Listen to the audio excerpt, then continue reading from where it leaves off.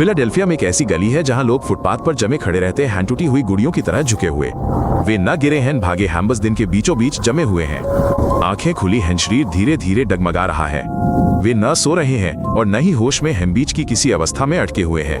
स्थानीय लोग उन्हें कुचलकर आगे बढ़ने और अपने काम में लग जाने के आदी हो चुके हैं। ये केंसिंगटन है और यहाँ हजारों लोग रहते हैं जो अब इंसान जैसे नहीं दिखते। ये कोई फिल्म नहीं है, ये कोई गरीब देश नहीं है। ये दुनिया के सबसे अमीर देश के सबसे बड़े शहरों में से एक है।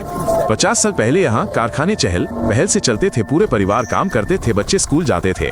फिर एक के बाद एक कारखाने बंद होते गए और पूरा इलाका धीरे धीरे अंदर से ढहने लगा। आज यह देश के पूर्वी तट पर सबसे बड़ा खुला ड्रग बाजार है। सैकड़ों लोग सड़क पर हीफते पुराने तंबुओं में कचरे और फेंकी हुई सुइयों के बीच रहते हैं। अकेले 2022 में ही यहाँ ड्रग्स के ओवरडोज से 400 से ज्यादा लोगों की मौत हुई, यानी लगभग हर दिन 4 मौतें, साल भर लगातार 7 दिन। यहाँ हर दिन दर्जनों एम्बुलेंस बुलाई जाती हैं। एम्बुलेंस कर्मी इस पते को अच्छी तरह जानते हैं। कभी कभी वे एक ही व्यक्ति के पास एक ही सप्ताह में कई बार जाते हैं। 3 दशकों से भी ज्यादा समय से इस महामारी ने चुपचाप इस मोहल्ले को तबाह कर दिया है। एक ही गली में 3 पीढ़ियां रह रही है, हर पीढ़ी पिछली पीढ़ी से कम संभावनाओं के साथ जीवन की शुरुआत कर रही है। केंसिंगटन में एक ऐसा पदार्थ मिला है जो शरीर को अंदर से उलट पुलट कर देता है। इसे घोड़ों के लिए बनाया गया था ताकि सर्जरी से पहले उन्हें बेहोश किया जा सके, और अब लोग इसे खुद को इंजेक्ट कर रहे हैं। इस पदार्थ को ट्रैंक कहा जाता है। ये मूल रूप से बड़े जानवरों, गायों और घोड़ों के लिए बनाया गया था। इसका मनुष्यों पर कभी परीक्षण नहीं किया गया और ये मानव उपयोग के लिए नहीं था। जब ट्रैंक किसी व्यक्ति के शरीर में प्रवेश करता है तो मांस धीरे धीरे सड़ने लगता है। पूरे शरीर पर खुले घाव हो जाते हैं, यहाँ तक कि उन जगहों पर भी जहाँ कभी इंजेक्शन नहीं लगाया गया हो। शरीर पूरी तरह से नष्ट हो जाता है। डॉक्टरों का कहना है कि उन्होंने पहले कभी ऐसे घाव नहीं देखे। ये घाव बहुत गहरे होते हैं, स्नायु बंधन तक, कभी कभी हड्डी तक भी। कुछ मरीजों को अपने अंग कटवाने पड़ते हैं। एक व्यक्ति ने पत्रकारों को बताया उसका घाव 21 महीने से अधिक समय से ठीक नहीं हुआ है। 21 महीने उसके शरीर में एक खुला छेद जो बंद ही नहीं हो रहा है। ट्रैंक को अन्य पदार्थों में गुप्त रूप से बिना किसी चेतावनी या लेबल के मिलाया जाता है। व्यक्ति सोचता है कि वो एक दवा ले रहा है, लेकिन उसे ये भी मिल जाता है। उनके पास कोई विकल्प नहीं बचता। शरीर काम करना बंद कर देता है लेकिन आराम नहीं करता। धीरे धीरे हालत बिगड़ती जाती है। व्यक्ति नए घावों के साथ जागता है और उसे इन घावों के कारण का कोई अंदाजा नहीं होता। फिर एक और इंजेक्शन लगता है और वही सब दोबारा हो जाता है। 2018 तक शहर के बेघरों में मृत्यु का प्रमुख कारण ओवरडोज बन चुका था। तब से इस प्रवृत्ति को पलटने के प्रयास किए गए हैं, लेकिन अब तक सफलता नहीं मिली है। ट्रैंक्विलिटी घोड़ों को दी जाने वाली एक बेहोश करने वाली दवा जो इंसानों को अंदर से सड़ा देती है, कई सालों तक प्रतिबंधित नहीं थी। ये किसी भी पालतू जानवरों की दुकान पर कानूनी रूप से उपलब्ध थी। इसे पालतू जानवरों के उत्पाद के रूप में खुलेआम बेचा जाता था। इस पर किसी की निगरानी नहीं थी। डीलरों ने जल्दी ही महसूस किया कि ये सस्ती है, आसानी से उपलब्ध है और इसकी खुराक लंबे समय तक असरदार रहती है। अगर आपको दूसरों की जान की परवाह नहीं है तो ये एक आदर्श सप्लीमेंट है। फिलाडेल्फिया में बिकने वाली 91% गोलियों और पाउडर में ट्रैंक्विलिटी पाई गई। ये कोई इक्का दुक्का मामले नहीं है, ये लगभग पूरे बाजार की समस्या है। लोग एक चीज खरीदते हैं लेकिन अंदर बिल्कुल अलग पदार्थ होता है। ट्रैंक्विलिटी का पता 50 में से 48 राज्यों में चल चुका है।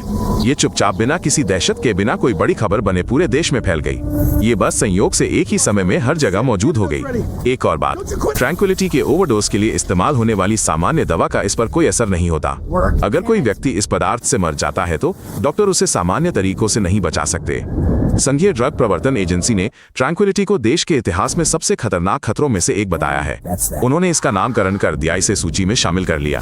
फिर भी लोग मरते जा रहे हैं। वैज्ञानिक अभी भी ये नहीं जानते कि ट्रैंक्विलाइजर त्वचा को इतनी जल्दी नष्ट क्यों कर देता है। कुछ सिद्धांत है लेकिन कोई पुख्ता जवाब नहीं है। ये पदार्थ विज्ञान से कई कदम आगे है।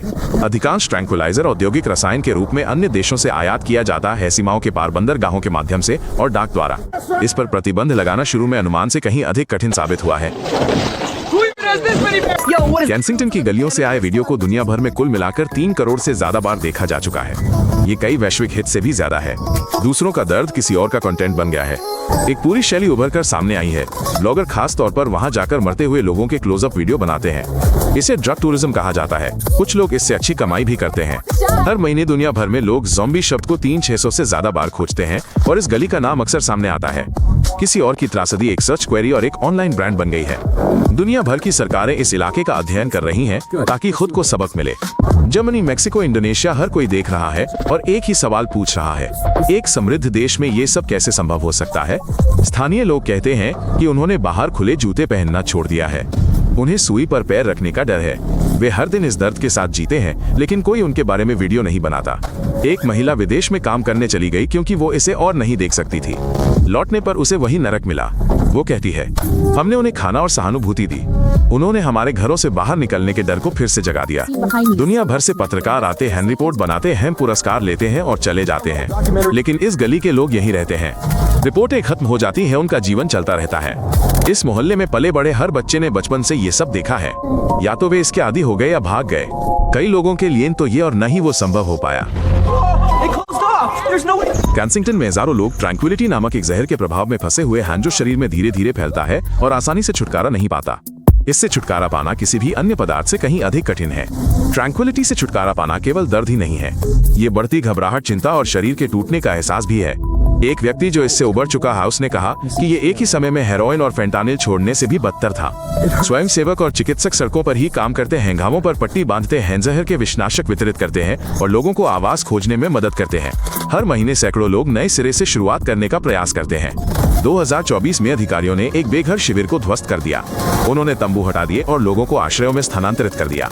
कुछ ही हफ्तों में उनमें से अधिकांश वापस उसी जगह पर आ गए, क्योंकि समस्या तंबू नहीं है, ये अंदर हाउस दर्दाघात और लत में है, जिसे बुलडोजर से ठीक नहीं किया जा सकता। छवि को मिटाना आसान है, कारण को दूर करना बिल्कुल अलग बात है। 18 वर्षों में इन शहर को इन पदार्थों के निर्माताओं के खिलाफ मुकदमों से लगभग $200 मिलियन मिलेंगे। ये एक बहुत बड़ी रकम है। इससे वास्तव में कितनी जानें बचेंगी तो अभी देखना बाकी है। जो लोग बच गए वे सब एक ही बात कहते हैं। एक व्यक्ति ऐसा था जिसने हार नहीं मानी और शहर नहीं छोड़ा। न कोई कार्यक्रमन, पहचान, कानून, बस एक जीवित व्यक्ति जो रुका रहा और जिसने अपना विश्वास नहीं छोड़ा। केंसिंगटन या दूर के अमेरिका की कहानी नहीं है। ये इस बारे में है कि जब व्यवस्था टूट जाती है और लोग अकेले ही मुश्किलों का सामना करने के लिए रह जाते हैं तो क्या होता है। चैनल को सब्सक्राइब करें और अन्य एपिसोड देखें, यह महत्वपूर्ण है।